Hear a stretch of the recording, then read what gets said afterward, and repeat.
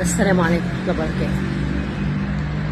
مش كل بيوت العيلة وحشة على فكرة، ولا كل الموجودين في العيلة وحشين، ولا أهل الزوج وحشين. انت استخدمي دماغك واستخدمي أفكارك. مش كل الناس زي الحدث اللي حصل مثلا في محافظة ما. في كل حتة فيها وفيها، وكل المحافظات فيها بيوت العيلة. هو في معظم في الجروب عندنا دايما الناس بتقول بيت عيلة لا، بيت عيلة لا. طب في واحد باني لابنه، طب هيوديه فين؟ اللي باني لابنه واللي باني لابنه التاني. في ناس بتطلب منهم انهم يسيبوا بيت العيله ويتأجروا بره، وفي ناس بترفض.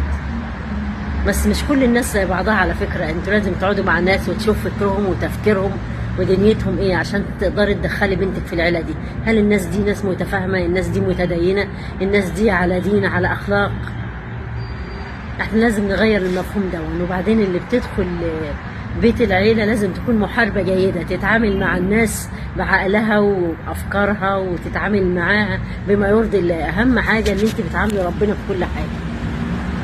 وما تخافوش يا جماعة. دايما الناس اللي عدوا بتجارب إنهم دخلوا بيت العيلة تأقلموا وقدروا يكسبوا الحما. الحما دي أم، وبعدين دعوة الحما منها للسما زي ما بيقولوا. فلازم الحما تدعي لك كتير زي دعوة والدتك، وما تخافيش. المهم تفكيرك، المهم تكوني محاربة جيدة، ان انت تقدري تحاربي وتخشي المعركة، بس معركة حب ومعركة رضا مع الله، معركة جميلة وجيدة.